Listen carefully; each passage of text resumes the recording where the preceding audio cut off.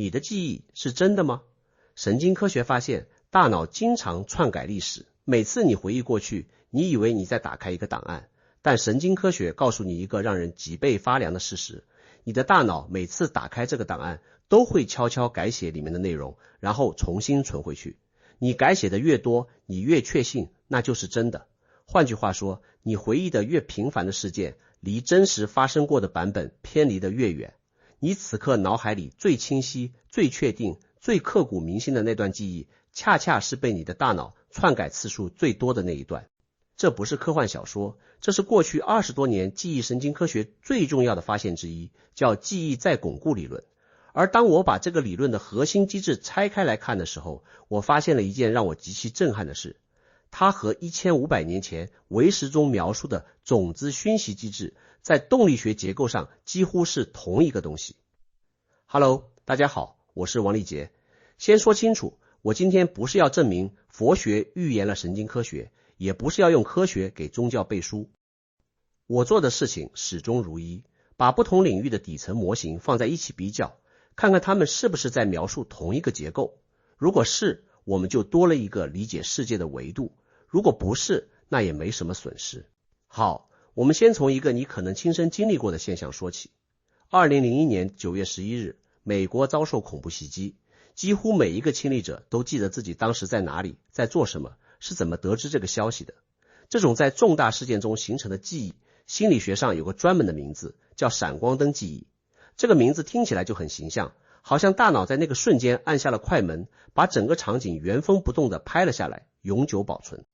但2003年，杜克大学的心理学家塔拉、里科和鲁宾做了一项追踪研究。他们在911事件发生的第2天就找了一批大学生，让他们详细记录自己得知消息时的情景，然后分别在1周后、6周后、42周后，让这些学生再回忆一次。结果非常惊人，随着时间推移，这些学生回忆的细节发生了大量变化。有人把当时在餐厅改成了在宿舍，有人把跟朋友在一起改成了独自一人，有人甚至把得知消息的方式从电视改成了电话。但最关键的发现是什么呢？这些学生对自己记忆准确性的信心几乎没有下降，他们坚信自己记得清清楚楚，一个字都没错。记忆变了，但确信感没变。这就像你的手机偷偷把照片修了图，但告诉你这就是原图。为什么会这样？这就要说到记忆科学在过去20多年最重要的一次范式转换。在2000年之前，主流观点认为记忆的形成分2个阶段。第一阶段是短期记忆，不稳定，容易丢失。第2阶段是长期记忆，一旦形成，就像混凝土一样固化了，稳定存储，不会再变。这个模型叫记忆巩固理论，它的核心假设是，长期记忆一旦固化，就像刻在石头上的字，除非石头被毁掉，否则内容不会改变。但2000年，纽约大学的神经科学家卡里姆·纳德尔做了一个改变整个领域的实验。纳德尔和同事们用大鼠做实验，他们先让大鼠形成一个恐惧记忆，听到某个声音就会害怕。等这个记忆完全固化之后，他做了一件事，他让大鼠重新回忆这个恐惧。就在大鼠回忆的那个瞬间，他往大鼠的杏仁核里注射了一种叫茴香霉素的药物，这种药物能阻断蛋白质合成。结果大鼠的恐惧记忆消失了。这意味着什么？意味着当大鼠回忆这段记忆的时候，这段已经固化的记忆竟然重新变得不稳定了，它被重新打开了，就像一个已经保存好的文档被重新打开，进入了编辑模式。在这个编辑模式下，如果你阻断它重新保存所需要的蛋白质合成，它就无法再次固化，记忆就丢失了。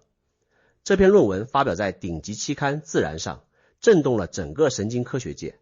它的核心发现后来被命名为记忆再巩固理论。每一次你提取一段记忆，这段记忆都会进入一个暂时不稳定的状态，然后需要重新经历一次蛋白质合成过程才能再次存储。而在这个重新存储的过程中，当前的情绪状态、环境信息、后续获得的新知识都会被编织进去。换句话说，记忆不是读取，是重写。每一次回忆都是一次重新编译。我给你打一个特别直观的比喻，你以为你的记忆是一个只读的文件，打开看完关掉，内容永远不变。但实际上，你的记忆更像一个每次打开都会自动进入编辑模式的文档。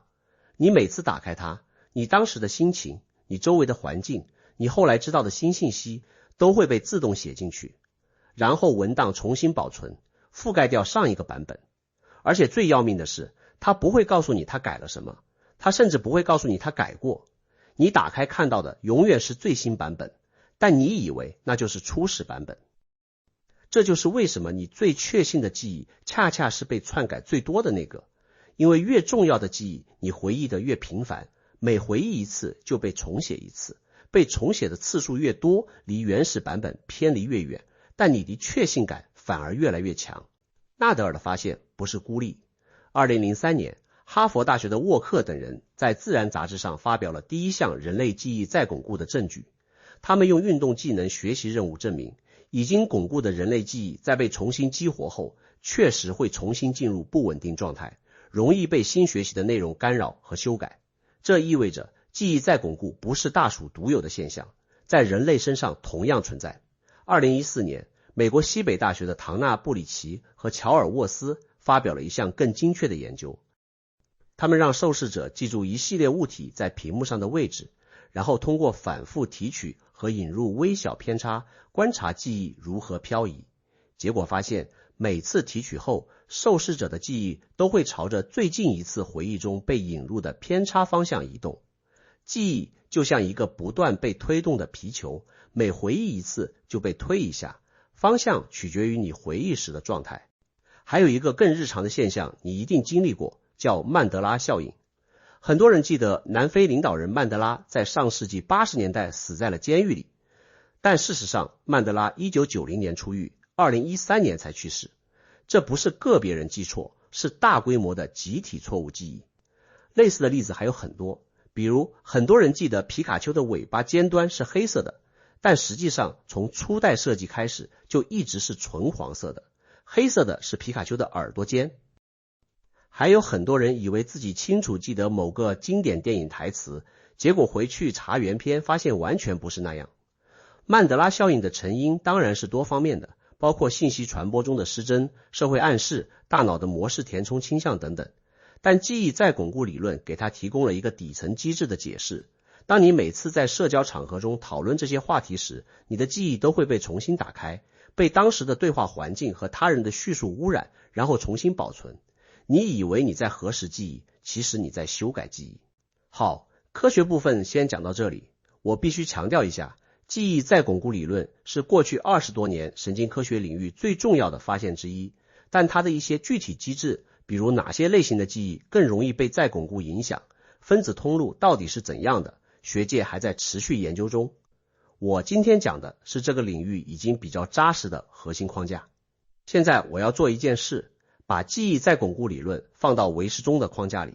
如果你是我这个频道的老观众，接下来的内容你会觉得非常熟悉，但我保证今天的切入角度是全新的。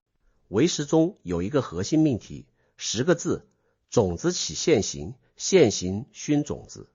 我在之前讲唯识论那期详细拆过种子的概念，今天我不重复基础定义了，直接讲这10个字跟记忆再巩固的对应关系。种子起现行什么意思？存储在阿赖耶识里的种子，在因缘条件成熟时被激活，产生当下的心理活动和体验。翻译成记忆科学的语言，就是存储在长期记忆中的记忆痕迹被提取出来，进入工作记忆，产生你当下的回忆体验。现行熏种子什么意思？当下的心理活动反过来会在阿赖耶识里种下新的种子，或者改变已有种子的性质。翻译成记忆科学的语言，就是当记忆被提取进入不稳定状态后，当前的情绪、环境、新信息会被整合进去，形成一个被修改过的新版本，重新存储回长期记忆。你把这两句话并排放在一起看，种子起现行就是记忆提取，现行熏种子就是记忆再巩固。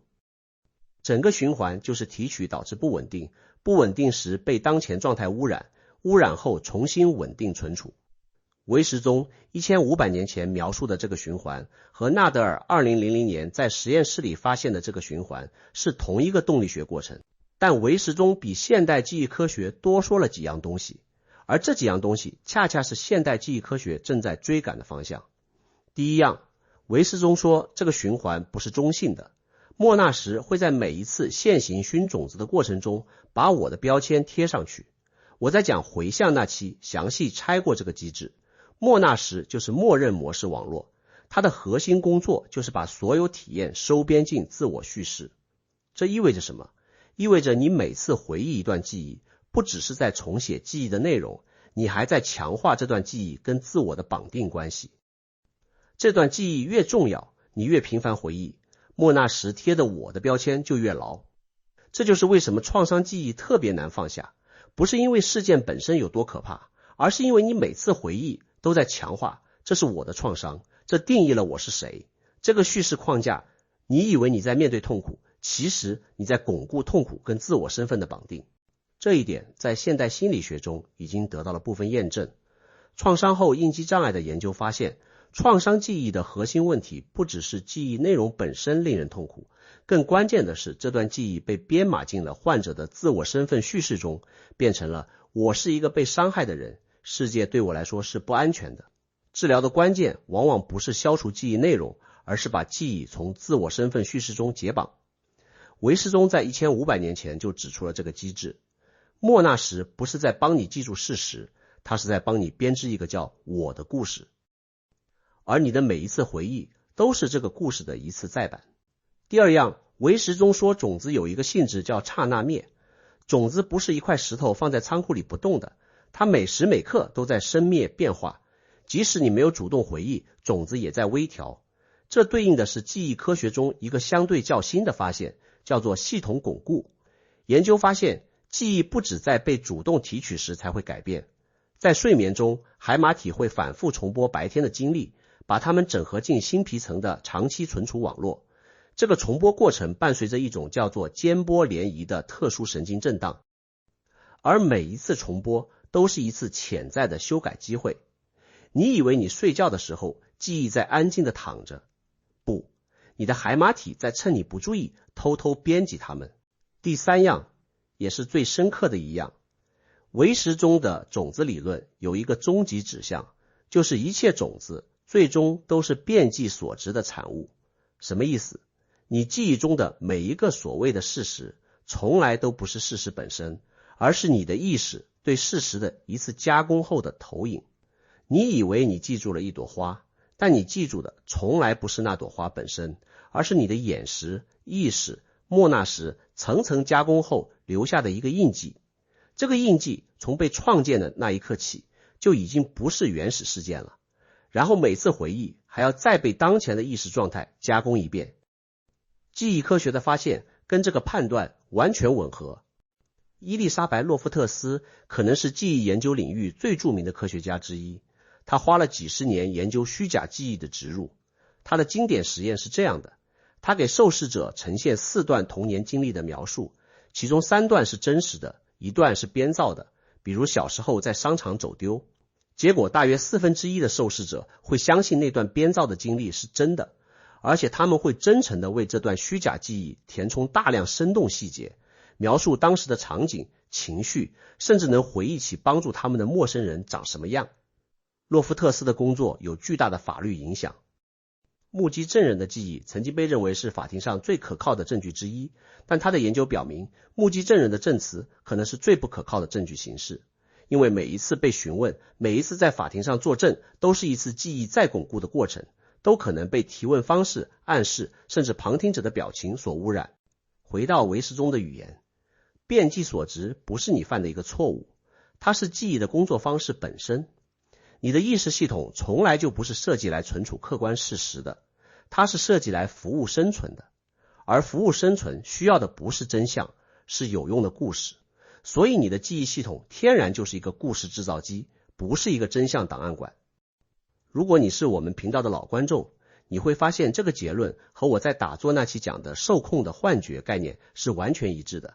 阿尼尔塞斯说，你感知到的现实是大脑的受控幻觉，打坐是降低先验权重来看清幻觉的过程。今天我们加了一个新维度，你的记忆，也就是你的过去，同样是一个受控的幻觉。你的大脑不仅在实时编造现在，它还在持续修改过去。想到这里，我有一种很深的感触。我们通常把自我身份建立在两样东西上面，一个是对现在的感知，一个是对过去的记忆。但预测编码告诉你，你对现在的感知是大脑编造的受控幻觉，记忆再巩固告诉你，你对过去的记忆是每次回忆都在重写的活文档。那问题来了，如果你感知的现在不是现在，你记住的过去不是过去，那这个叫做我的东西，它的基础到底在哪里？唯识宗早就给出了答案。我不在任何一段记忆里，不在任何一个感知里，我是莫那时在阿赖耶识的种子流上面持续贴的一个标签。这个标签不是实体，它是一个过程，一个永不停歇的自我建构过程。你不是拥有一个自我，你是在每一刻重新制造一个自我。你的每一次回忆都不是在找回自己，而是在重新编造自己。好，但我知道这个频道的评论区有一批很厉害的观众，每次讲到科学和佛学的交叉地带，一定会有人问一个关键问题，你说的这些对应关系到底是真正的结构同构，还是你在牵强附会？这是一个非常好的问题，我每次做这类选题的时候都会问自己。我的回答是这样的，首先，我从来不说佛学预言了科学，也不说科学验证了佛学。佛学和科学是两套不同的认知工具，有不同的方法论，不同的适用范围，不同的效度标准。我做的是结构比较，不是等价宣称。其次，种子起现行和记忆提取，现行熏种子和记忆再巩固之间的对应，不是我硬凑的。它们在动力学层面有3个可验证的共同特征。第一，存储的内容在被激活时变得不稳定。第二，不稳定状态下会被当前状态修改。第三，修改后重新稳定存储，且修改是不可逆的，你无法回到上一个版本。这3条特征在2个系统中都成立，这不是类比，这是结构层面的同构。但我要同时说清楚边界在哪里。唯识中的种子理论比记忆再巩固广泛得多，种子不只是记忆，它涵盖所有心理倾向、习惯模式、潜在的行为驱动力。记忆再巩固只是种子理论在记忆这一个维度上的科学验证，你不能由此推论种子理论的所有主张都被科学证明了。科学验证了一块拼图，但整幅画比这块拼图大得多。这就是我每次做这类选题的原则，对应得上的地方，老老实实告诉你对应在哪里，为什么我认为是同构。对应不上的地方，或者超出科学验证范围的地方，老老实实划线。好，最后我想分享一个这期内容给我的实际启发，这可能是你听完之后马上就能用上的。既然记忆是每次打开都会被改写的活文档，那你对过去的执着其实不是在尊重事实，而是在强化偏见。你反复回忆的那段创伤，每回忆一次就被你当前的情绪染色一次，被莫那时的自我叙事强化一次。你以为你在面对过去，其实你在用现在的偏见不断重写过去，然后把重写后的版本当作不可动摇的事实来折磨自己。这对投资决策也有直接的影响。行为经济学中有一个概念叫锚定效应。你在做投资判断时，第一次看到的价格或者信息会成为一个锚点，后续的所有判断都会被这个锚点拉偏。记忆再巩固理论告诉你，这个锚点不是固定的，但它可能比固定的更危险。